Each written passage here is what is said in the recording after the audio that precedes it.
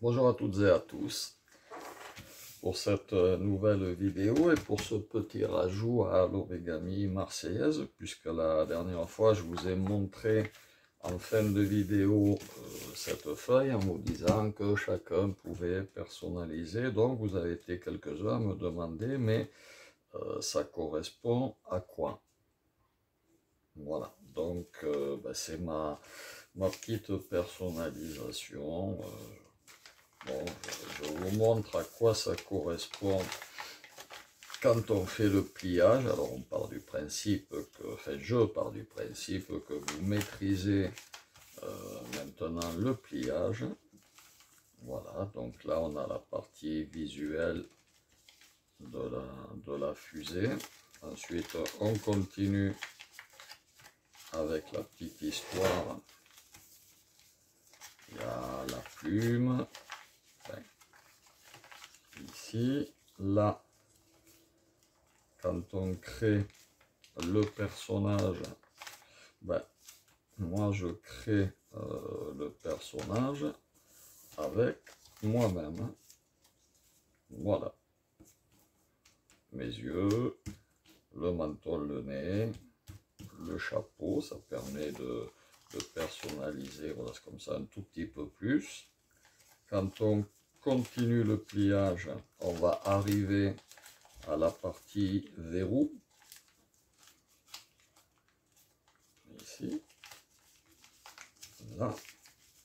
Là, on arrive à l'avant-dernière phase du pliage, qui est la partie verrou, et grâce à mes parties qui ont été noircies dès le début, on a un effet visuel supplémentaire, puisque là, cette fois-ci, on a bien la ceinture noire qui traverse la boucle blanche.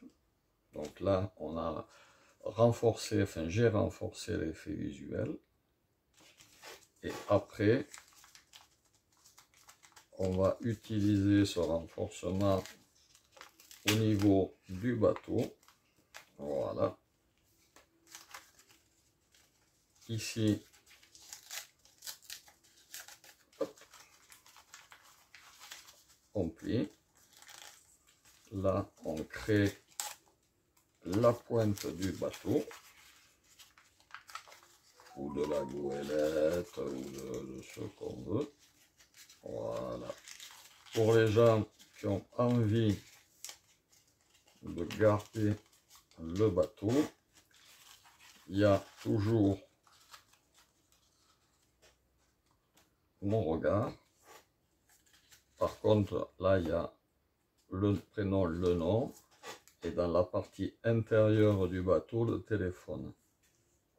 Ou ce que je décide de mettre. Si je ne veux pas mettre le téléphone, là j'ai écrit le téléphone, sinon je peux mettre juste mon adresse mail. On a toujours le côté visuel, puisque cette fois-ci, ce sont les deux montants du navire qui sont noirs.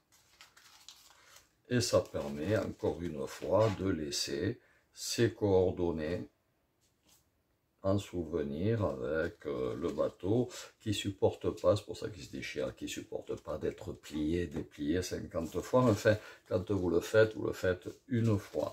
Donc l'effet final est assez sympathique. Voilà, donc voilà à quoi était utilisée la feuille que je vous ai montrée lors de la précédente vidéo de l'origami marseillaise.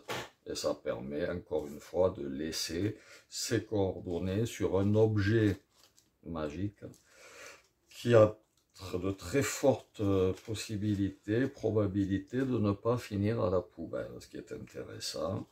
Et la partie arrière du navire rappelle bien qu'il y a un côté mystérieux, magie, mentalisme, ce que vous voulez. Voilà. Donc encore une fois, essayez de personnaliser ce pliage. On peut avoir des tas d'autres idées. On peut écrire sur les montants du navire. Les yeux, ils sont positionnés là, mais on peut également positionner autre chose là. essayez de faire travailler un petit peu votre imagination et vous verrez que même sur des pliages que vous connaissez, moi j'aime bien celui-là parce que je devais avoir 12-13 ans quand je l'ai appris, et qu'on a deux transformations magiques. On a un effet visuel avec le verrou ou la ceinture, la boucle de ceinture et la ceinture qui passe, et la transformation de ce verrou, tac, on tire dessus et on obtient un bateau. Donc ça garde un petit effet magique, mystérieux, inhabituel. Voilà, mais je pense que, je vous le répète encore une fois, je ne fais pas d'origami, je connais que deux pliages, hein, celui-là et le nœud papillon. Mais je pense qu'on peut arriver à personnaliser à peu près, pas tous, mais beaucoup de figures d'origami, de manière à laisser ses coordonnées avec. Voilà, amusez-vous bien et puis à bientôt.